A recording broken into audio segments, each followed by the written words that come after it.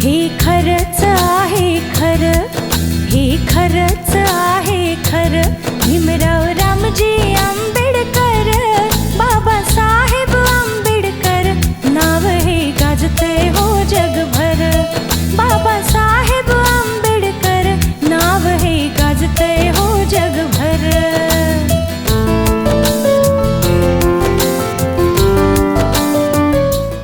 ये 67वां धम्म दीक्षा दिवस हम लोग यहाँ मना रहे हैं। जैसे कि बाबा साहब ने कहा था स्वावलंबी बनने के लिए, बाबा साहब ने कहा पढ़ो, शिक्षित हो जाओ, संगठित हो और संघर्ष करो। और इस युग में 66 साल के बाद अब युग बदल रहा है, हम आधुनिक हो रहे हैं, हम सरकारी नौकरियों से भी और आगे बढ़ रहे हैं। हमें सबको पता है कि हमारे पास डॉक्टर्स है, इंजीनियर्स है, आईआरएस अधिकारी है, आईएएस अधिकारी है, आईपीएस अधिकारी है, सब है। लेकिन हमें उद्योजकता की ओर भी जाना है और उसी का काम बुद्धिस्ट एंटरप्रेन्योर्स कर रही है, ताकि ये जो समुदाय है, बुद्धिस्ट समुदाय, जो अभी अभी गुलामी से 56 के बाद उभरा है, इन 66 सालों में वो आत्मनिर्भर कैसा बने, वो स्वावलंबी कैसा बने।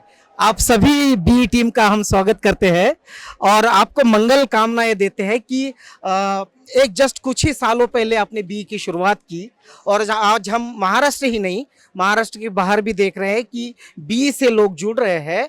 उद्योजकता का क्या होती है, बिजनेस कैसे करना चाहिए, उसका अवेयरनेस भी आप दे रहे हैं, उसके लिए मदद भी आप कर रहे हैं। तो ये सब जब आपने शुरू किया और यहाँ तक ये मुकाम आया, ये सफ़र कैसे रहा?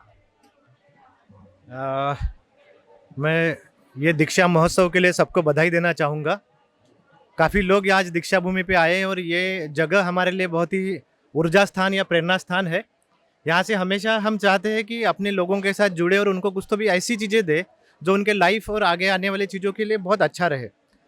और ये सफ़र की बात करते हैं तो ये सफ़र बहुत ही कठिन था, क्योंकि आप हमेशा सोचते होंगे या जानते होंगे कि किसी ने बोला कि अपने लोग, तो बोले बहुत कॉम्प्लिकेटेड है, उनको साथ में लाना वो कॉम्प्लिकेटेड है, और उनको साथ में ला के बिजनेस में के साथ में अवेयरनेस करके बिजनेस करना ये उससे ज़्यादा कॉम्प्लिकेटेड है।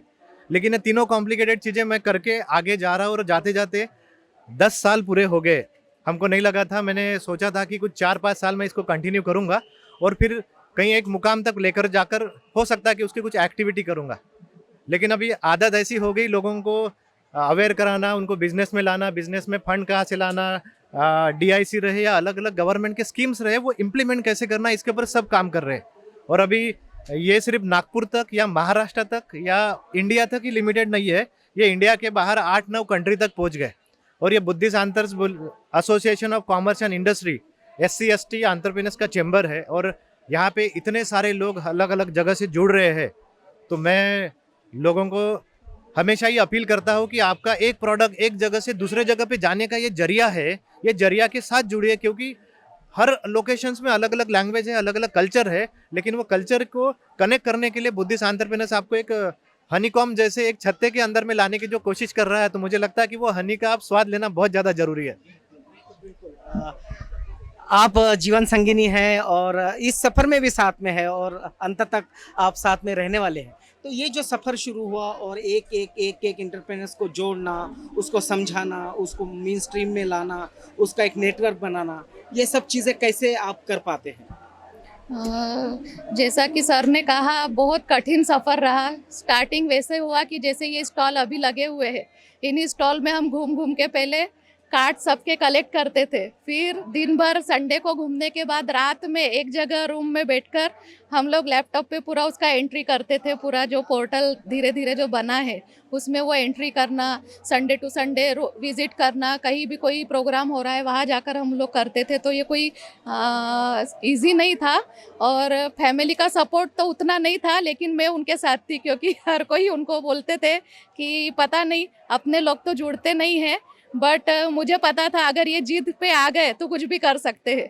तो जो चीज़ें मैंने उनके साथ देखी है, तो तब से अब तक मैं उनके साथ हूँ। और ये 10 साल का हमारा सफ़र जो है, 5 साल तो काफ़ी कठिनाई में गया, लेकिन उसके बाद जो 5 साल है उसमें लोग हमारे साथ खुद जुड़ने के लिए आज तैयार है। हर साल नई टीम आती है, कुछ पुराने लोग भी रहते हैं, तो ये कारवां ऐसे ही चलते जा रहा है। लोग पूछते हैं कि मैडम हम इस ग्रुप से जुड़ना चाहते हैं तो क्या करें, कैसे करें। काफ़ी लेडीज़ के भी मीटिंग्स वगैरह में लेती हूँ, तो तो अभी ये जो कोरोना का 2 साल का जो पीरियड था उसमें काफ़ी परेशानी भी हुई, काफ़ी लोगों के बिजनेस भी डूब गए इसमें, बट हमने होप नहीं छोड़ा। घर में बैठकर भी ऑनलाइन हम कुछ चीज़ें करते थे जिसके माध्यम से हम व्हाट्सएप के माध्यम से सब जुड़े हुए थे और लोगों को सांत्वना दे रहे कि नहीं, फिर से हमको खड़ा होना है। तो आज का ये दिन फिर से आया है और एक नई एनर्जी के साथ हम लोग फिर से इकट्ठा हुए हैं और आगे भी हम लोग यही उम्मीद करेंगे कि लोग हमसे जुड़े और जो सोचते हैं कि हमारे लोग बिजनेस में नहीं है, लेकिन आज 15,000 लोग ऑल ओवर इंडिया से हमारे साथ जुड़े हुए हैं और सिर्फ इतना ही नहीं, 7 कंट्री और 150 लोकेशन जो बोलेंगे वो है, 450 व्हाट्सएप ग्रुप है हमारे साथ जुड़े हुए। तो सर उसको पूरा हैंडल करते व्हाट्सएप का, मैं तो नहीं कहूँगी कि मैं इतना हैंडल कर पाती हूँ, बट सर उसको पूरा मैनेज करते हैं, तो मैं हर समय उनके सपोर्ट में रहती हूँ। वो जो बोलेंगे चलो रेडी तो रेडी। तो बस ये चीज़ें हैं जो हमको बस एनर्जी, यहाँ से दीक्षा भूमि में आए 2-3 दिन हमारे काफ़ी एक्सर्शन में गए, बट जैसे ही दीक्षा भूमि में पैर रखा वैसे ही हमारी एनर्जी 2 गुनी 3 गुनी हो जाती है और हम फिर से काम में लग जाते हैं। बाकी साथी भी है, उनसे भी हम पूछेंगे। बी का ये पूरा नेटवर्क है, आप बी के साथ जुड़े हैं, तो आपको क्या लगता है कि इस तरह का नेटवर्क बनाना और इस तरह काम करना ये फायदेमंद रहेगा या नहीं? जय भीम नमो बुद्धाय। मेरा नाम संजय गेड़ाम है, मैं प्रेसिडेंट हूँ मुंबई का। पहले मैं अपने फाउंडर अपने रत्नदीप जी को बधाई देना चाहता हूँ। 10 साल हमको आज पूरे हुए हैं और इस 10 साल में हमने 10 साल से मैं इनके साथ जुड़ा हूँ। काफ़ी स्ट्रगल इन रत्नदीप ने जो किया है, आज तक मैंने किसी को देखा नहीं इतना स्ट्रगल करते हुए। कभी भी बॉम्बे मुझे फ़ोन करते थे, संजय आज वापस जाना है, आज सिलवासा जाना है, आज अहमदाबाद जाना है, यहाँ जाना है। हम 10-10 लोगों को मिलने के लिए वो जाते थे और वहाँ पे उनको लोगों को मोटिवेट करके अपने लोगों को कैसे जुड़ाना है, बिजनेस की उनके लिए कैसे किस तरह से पॉलिसी उनको उनके वहाँ तक पहुँचाना है, ये उनका इतना एफर्ट लगाया हुआ है कि आज तक हम बहुत सेटिस्फाइड है कि आज मुंबई में सबका MSME हो गया, NSIC हो गया, DIC हो गया, आज खुद से वो बोलते हैं कि आप अपने लोगों को हमारे पास लाइए, हम पॉलिसी जितनी भी पॉलिसीज है स्कीम्स है आपको हम देना चाहते हैं। इतना ये देखने के बाद 10 साल के बाद हमको आज बहुत सेटिस्फाइड होता है कि आज बाबा साहब ने जो किया है आज कहीं तो भी दिख रहा है। हाँ, आप काफी युवा है, आपकी उम्र कितनी है? 36 है। और इस उम्र में हम देखते हैं कि लोग बिजनेस के साथ नहीं जुड़ते, ये सोचते हैं कि कहीं नौकरी मिल जाए, कुछ हजार की नौकरी मिल जाए। तो आप अपने जो युवा है जो इस पेशे में आना चाहते हैं, बिजनेसमैन बनना चाहते हैं, एंटरप्रेन्योर बनना चाहते हैं, उनको क्या संदेश देंगे? जी, मेरा नाम समीर रामटेके है और मैं नागपुर भी ACI का डिस्ट्रिक्ट कोऑर्डिनेटर हूँ। मैं सबसे पहले आप सभी को 66वें धम्म दीक्षा महोत्सव की हार्दिक बधाई देना चाहूँगा और सबसे पहले थैंक यू कहना चाहूँगा माननीय रत्नदीप सर और स्वीटी मैडम का, जिन्होंने हमें ये इतना बड़ा प्लेटफॉर्म दिया जहाँ से हम जो अपना बिजनेस का मार्केटिंग कर सकते हैं, अपना ऑर्गेनाइजेशन का मार्केटिंग कर सकते हैं और लोगों से मिल सकते हैं और अपना नेटवर्क बढ़ा सकते हैं। जैसे बाबा साहब ने कहा था कि अपन को शासन करती जमात बनना है, तो एक्चुअल में जो शासन करते हैं इस देश के वो जो बिजनेसमैन है वो है, क्योंकि पॉलिटिशियन तो चेंज होते रहते हैं लेकिन जो शासन करता है, जो पॉलिटिक्स को हिलाता है वो बिजनेसमैन है। तो हमारा उद्देश्य यही है कि शासन करती जमात बनना है, इस माध्यम से लोगों को हम जोड़ना चाहते हैं बिजनेस में। तो सबसे इम्पॉर्टेंट है कि युवा इसमें आए और इसको एज अ करियर ऑप्शन देखे। अगर इसको करियर ऑप्शन नहीं देखेंगे तो वही पुरानी जो ट्रेडिशनल चल रहा है वो चलते रहेगा। तो हमारा ये उद्देश्य है सर के माध्यम से कि हम चाहते हैं कि युवा हमसे जुड़े और यहाँ पे जब युवा आते हैं, देखते हैं और इतना बड़ा जब देखते हैं कि ये सब अपने करोड़ों के बिजनेसमैन है, तो वो एक हर्षोल्लासित हो जाते हैं और उत्साहित हो जाते हैं कि हमको भी बिजनेस करना है, हमको भी आना है। तो हमारा नंबर लेते हैं, हमको कॉल करते हैं, हमसे कंटिन्यूस चैटिंग में रहते हैं। पिछले कल की बात की, राजस्थान से लोग हमसे मिलने आए थे इतनी दूर यहाँ पे, तो लोग एनकरेज होते हैं ये सब देख के। जैसे सर ने बताया कि जो इनिशियल फेज था वो सबसे इम्पोर्टेंट रहता है और काफ़ी उसमें स्ट्रगल रहता है। तो जैसे हम इलेक्ट्रॉनिक्स बैकग्राउंड से है, तो हमारा जो टेक्निकल बैकग्राउंड से है, तो मैं बताना चाहूँगा कि जब गाड़ी स्टार्ट होती है तो इनिशियल में जो टॉर्क लगता है वो सबसे ज़्यादा लगता है। तो इनिशियल टॉर्क जो लगाया सर ने वो सबसे ज़्यादा बन गया था और अभी जो मोमेंटम आ गया है उसको हम बाकायदा आगे लेके जाएंगे और उसको रोकने नहीं देंगे। बिल्कुल, जो मोमेंटम आया है वो रोकने नहीं देंगे, हम बिल्कुल आगे जाएंगे।